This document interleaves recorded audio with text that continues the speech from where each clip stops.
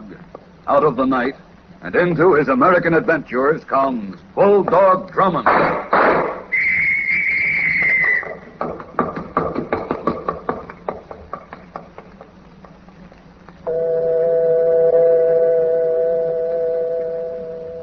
Here in my mind, I'm trying to remember, trying to fit the pieces together. But nothing makes sense yet. This room I find myself in, this room where I see everything through a dancing yellow haze. And the voices, the faraway voices that come down to me through a dark, echoing alley. I try to raise myself, but I can't. But I've got to keep trying because there isn't much time left. Time. Through the yellow haze, I can just make out the face of the clock. The hands creep toward midnight. In an hour, it'll be done. I've got to stop it somehow, some way. In an hour, a man will die.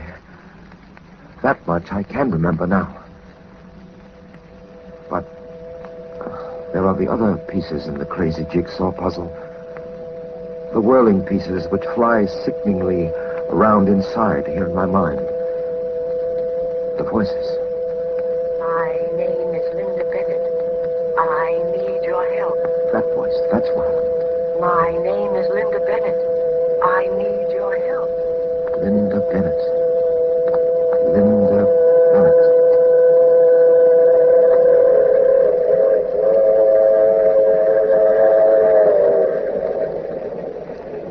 Linda Bennett. Yes, and the train. The shiny metal serpent racing across the flatlands of the Southwest. Jenny and I were aboard the Blue Comet headed home from California. After a pleasant chat in the lounge car, we went back to our compartment to turn in. Why, Captain Drummond, the door is locked. Ridiculous, Denny. These compartment doors lock only from the inside. Here, let me try. Well, you're right, it is locked. Well, then someone must be in there, in our compartments. Denny and I stood there for a moment, puzzled. I was just about to knock when suddenly the door opened. Yes? What is it? Well, sir, what do you make of that? Denny, I'm speechless. Well, what do you two want? What do we want? You were trying to enter my compartment. Young lady, there appears to be a regrettable error on your part. What? Regrettable, Denny. Sometimes your choice of words fits the occasion badly. An error, yes. Regrettable, I don't think so. I'm sure this very attractive young lady... Look, will you tell me what you're driving at? I admit your presence enhances the drab decor of a train compartment, but I don't recall having you included when I booked this space. You mean this is your compartment? In a word, yes. That's our luggage on the seat there. That luggage? Oh. I didn't notice. Really? I say, she's up to something. Now, see here, anybody can make a mistake. The door, Denny. Very well, Captain Drummond. Captain. Oh, are you Captain Drummond? I thought you knew. No, why should I? You picked out my compartment in which to hide. How do you know I was hiding? A doctor recognizes a malady by its symptoms. My business has its symptomatic arrows, too. Although I admit I can't quite yet put the finger on your particular malady. I'll need some background data first. My name is Linda Bennett. I need your help.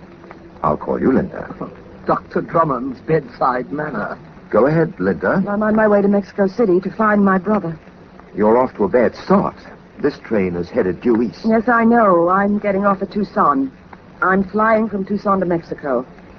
I was going to take the plane from Los Angeles, but he followed me to the ticket office, so I had to change my plans. And who is he? Well, I don't know who he is or what his name is, but I think he's the same one who spoke to me on the phone. I'm frightened, Captain Drummond. Awfully frightened. Sit down, Linda. Sit right here. No, I've got to find Robert. I've got to find out what's happened to my brother. All right, I'll help you. I'll do whatever I can. Thank you, Captain Drummond. Thank you. But, you could do something for me right now. What? Here. Take this envelope. It's addressed to a general delivery number in Mexico City. Yes. What's in the envelope, Miss Bennett? A note to my brother telling him I'm coming there and where he can meet me. You see, he warned me not to come. In his last letter, he told me to send all my mail to that post office box number. He said he wouldn't be able to answer me, but that he'd get all my messages. Captain Drummond, I want you to mail that letter for me at the next stop. If I get off the train before Tucson, I may never get to Mexico City alive. The man who followed you about in Los Angeles? Yes. He's on this train. I saw him. Where? When? Well, I was returning to my compartment from the ladies' lounge. When I opened the door, he was sitting there. I turned and ran through the cars. Then I tried this door, and it was open. I locked myself in, and then you came. What's your compartment number? 21, car C. 21, car C. Denny, you stay here with her. Oh, Captain Drummond, wait. Yes? Please, you'd better not go there. Why not? I'm anxious to have a chat with your pursuer. No, you better not go. He was sitting there with a gun in his hand. He'll think it's me, and when you open that door, he'll kill you.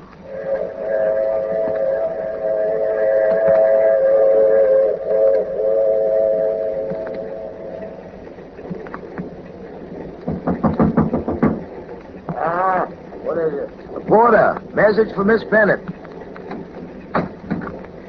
I walked in quietly, quickly, my gun pointed. There was nothing to point it at except the train windows. And then the door slammed shut behind me. I didn't turn in time. You don't move another inch. You do, and I make a hole in your back. That was rather a clumsy entrance I made, wasn't it? Yeah, sort of.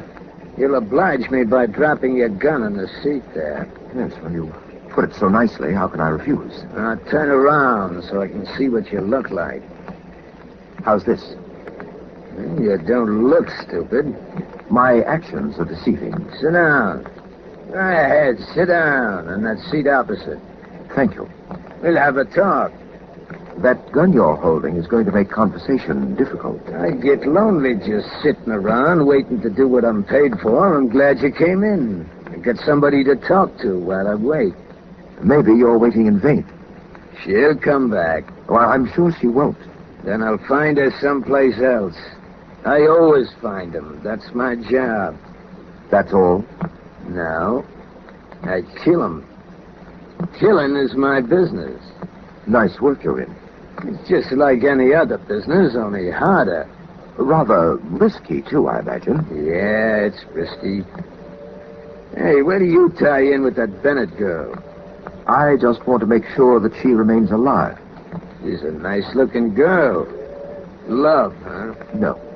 Me, I don't trust him when they're as nice-looking as her. They most times got something tricky going on in back of their pretty faces. Who's paying you to kill Miss Bennett, and why? You're a good guy to talk to. You seem to understand. I'd like to tell you because you're such a good guy, but you know how it is. Yes, yes, secrets of the trade. Yeah, that's it. Sorry. Well, as long as she ain't coming back, I better get going. You tell her something for me, will you? You tell her she can expect me anywheres along the line between here and Mexico City. Now get up. Oh. Face the window. That's it. Now you stay right there. You take my advice. Count to 10 before you come out of this compartment. It's nice talking to you. So long. I didn't take his advice about the counting. I pulled open the compartment door and rushed out into the corridor. And then I stopped. The corridor was empty. The man whose business was killing had disappeared. A killer was on that train. A confessed, cold, businesslike murderer. He was being paid to shoot down Linda Bennett. And Linda Bennett was with Denny in my compartment. I hurried back through the train. I opened the door and started across the platform that led to my car. And then a hand reached out and grasped my shoulder. Hold it, you. I want to talk to you. Well, I've seemed to become a popular conversationalist. Hey, what do you got your hands up like that for? I find it excellent insurance against being shot in the back. I promise you no untoward moves on my part. Don't be a sap, Drummond. What? Drop your hands and turn around. The only thing I'm going to point at you is this.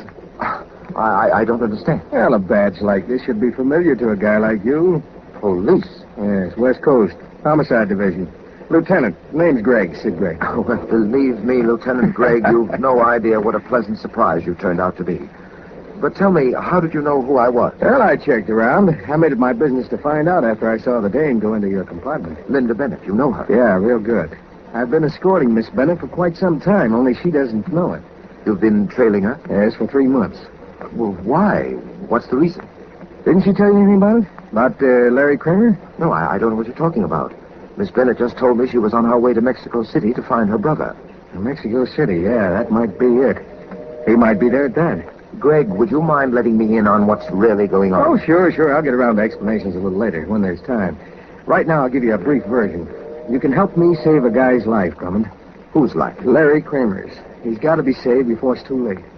Greg, I don't know anything about your Larry Kramer, but talking about saving lives, I have a special interest in the same field. Linda Bennett being that special interest. Now, what are you getting? There's a killer aboard this train. That's why Linda Bennett came to my compartment. That's what she told you. It's something I found out for myself, too.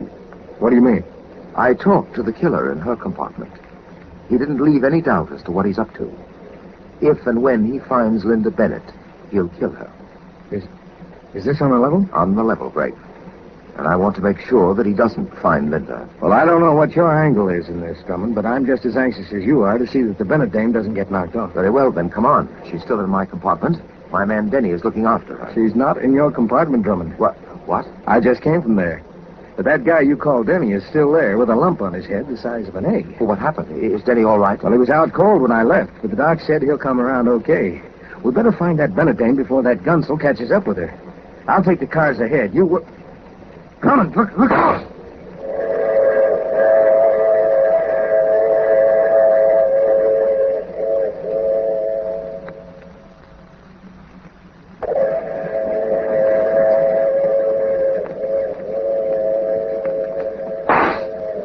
As I dropped, I felt a sharp sting in my shoulder. I looked around. The train platform was empty, save for Lieutenant Gregg and me. And Gregg was lying a few feet from me, face down. I called to him. He didn't answer. I crawled over and touched him. He didn't move. Sid Gregg was dead.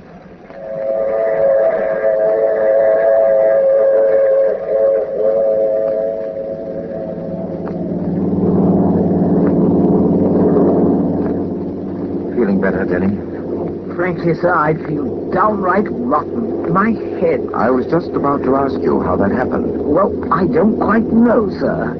A few minutes after you left, there was a knock on the compartment door. I opened it. No one was there. Then I stepped out into the corridor. And something hard and heavy fell on your head. Yes, sir. Very hard and extremely heavy. Captain Drummond. Yes, Denny? Miss Bennett, she's all right. I imagine so. Where is she? I don't know. When the train pulled in at Tucson, I had every car searched. She wasn't aboard. But where could she have gone? She probably got off at Tucson unnoticed. Wouldn't have been difficult.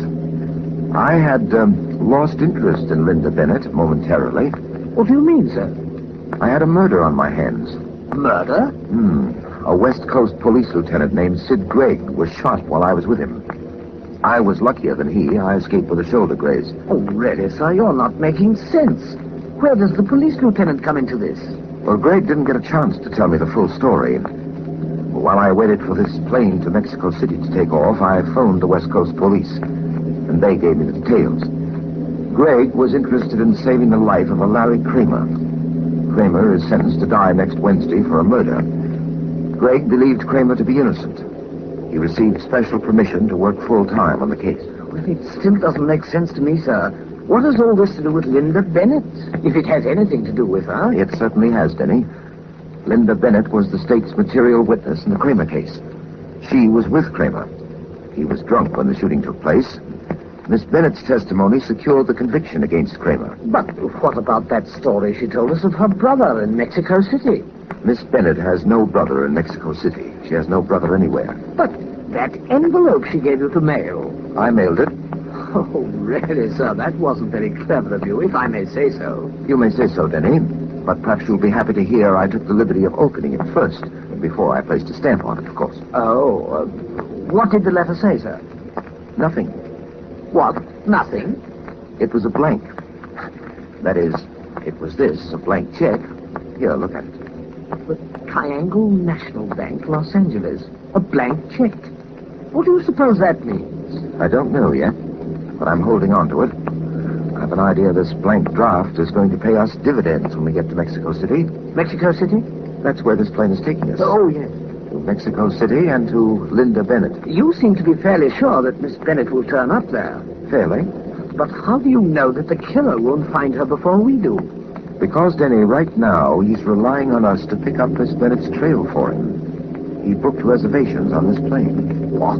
On this plane? Don't turn around. Believe me, he's here, sitting just a few seats behind us.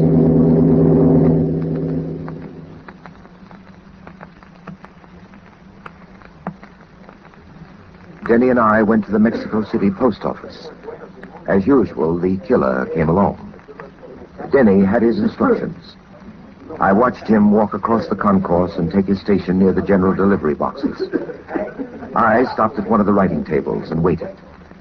I could see my friend the killer leaning against a pillar near the main entrance to the post office.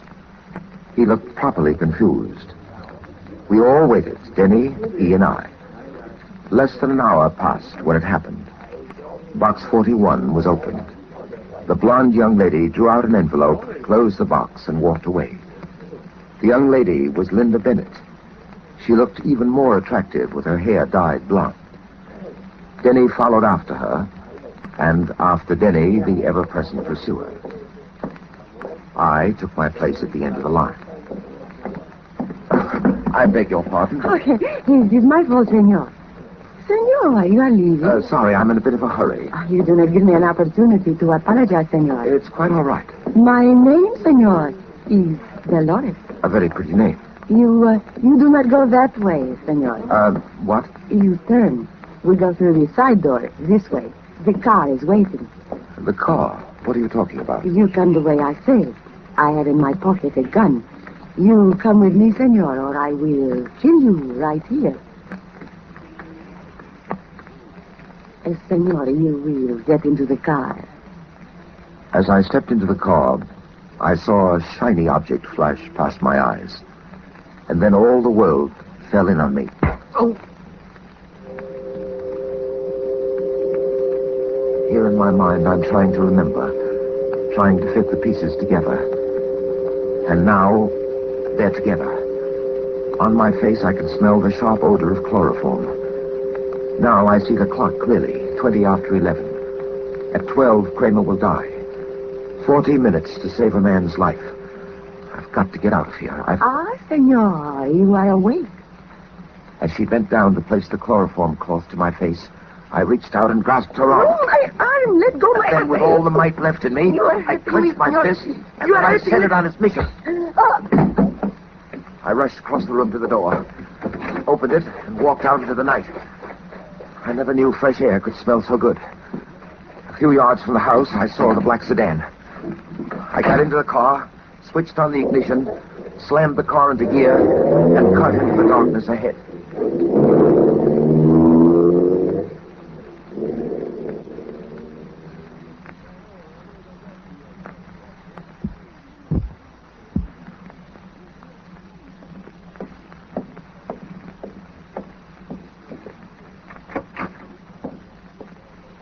Hello, Mr. Barney. Hey, killer. Al told me you just got back to town. I got good news for you, Mr. Barney. Good news, I hear. That's why I came back to Mexico City. Where's the Bennett dame? Outside? Hey, what about the character you picked up with her? He's Drummond's boy. The boat outside with Steve. What about Drummond? The Lorries and Manuel got him out at their shack. All the eggs in one basket, eh, killer? That's right, Mr. Barney. By the way, Steve took care of that Los Angeles cop Greg for you on the train. Yeah. Al told me. You can bring that Bennett doll in now, killer. What about Denny? I got nothing to say to him. Okay, Steve. Mr. Barney wants to see you. Come on, sweet face. This way. Here she is, Mr. Barney. Hello, Linda. What's my baby? Aren't you glad to see Chris Varney again? She don't look like she's glad, Mr. Varney. That's funny. I hear she's been breaking her neck to locate me. That right, Linda? You sure played me for a sap, Varney. I went down the line for you. I did everything just as you wanted it. I lied my tongue out on that witness stand. I got that conviction against Larry Kramer for That's you. right, Linda. Those smart words of yours built a neat frame around Kramer. The neatest frame I ever saw. I showed you my appreciation, didn't I? You got my check for $10,000. I wrote it out for you, nice and clear. 10 G's. That's what it said, didn't it? It said nothing. When I looked at it the next morning, it was blank. Blank. What do you know about that, killer? Yeah, that's tough. You wrote that check with disappearing ink, Chris. That was a dirty, rotten trick to pull. You should have complained to the cops, Linda. All right. Go ahead. Have your fun. Have a good laugh. Here's something else to laugh about, but maybe it won't be so funny. 5 minutes to 12, killer. 5 minutes and You Kramer listen to goes. me, Chris, because I'm not finished. You're making that $10,000 good, because if you don't, the police back on the coast are going to hear the real story. Mexico City is a long way from the coast. A long way. Yeah, I thought of that too, Chris. I gave an envelope to my roommate, Dolly Wilson. Nice kid, though. And that envelope's got the whole story in it. If anything happens to me, Dolly turns that envelope over to the district attorney. A real nice kid, Dolly. It's too bad. Too bad Steve had to smash in that pretty face of hers. What? She tried to hold off from him. But how much plastering can a dame take in the face? This the envelope you're talking about, Linda? You've got it, huh? Yeah, I got it, baby. I got everything I want. Killer, Yeah, Mr. Varney? you can take care of Drummond's boy now. What about her? She's next. Then you go out to the shack to take care of Drummond. Go ahead, Killer, get started. Okay, Mr. Varney. Sit down, Linda. You got a little time until Killer gets to you. Sit down and enjoy the sound of this. Cigarette, Linda? 2 shots. Killer must be losing his touch. Sure you don't want to smoke, Linda? Okay, Killer, you can take her now. She's getting to be rotten company. Bonnie, maybe I can stir your interest. Oh, Captain Drummond. Your trigger man is a bit indisposed, Bonnie. Yes, those shots you heard were directed at him. Captain Drummond, as you see, won the argument. Captain Drummond, I was next. He was going to kill me next. Well, if for only one reason, I'm glad he didn't get around to you. The state of California is eagerly awaiting your arrival, Miss Bennett, as a material witness in a new murder trial and the exoneration of Larry Kramer. Oh, sir. What is it, Denny? Look, sir, that clock is past midnight. Kramer, it's too late. No, Denny, it's not too late. Before I arrived here at Varney's place, I got a call through to the warden at the state prison. You got a stay of execution? Yes. I promised new and revealing evidence in the case against Larry Kramer. Well, sir, shall we wrap up the evidence and take it along? By all means. Oh, Captain Drummond, just one more thing. Yes? I know mine is not the reason why, but how did you ever get here, sir? How did you know where to come? That blank check of Miss Bennett's. What about it? It wasn't really blank at all. I dipped it in a solution of lemon juice this morning. Lemon juice? Yes. The acids in the juice have the happy faculty of causing disappearing ink to make a reappearance. The check was for $10,000 made out to Linda Bennett and signed by Chris Varney. It wasn't difficult to find Varney's residence here in Mexico City. By the way, Varney, this should be of small comfort to you and your friends. The ink the law uses has absolutely no disappearing properties whatsoever. Once it's down on indictment papers, it sticks.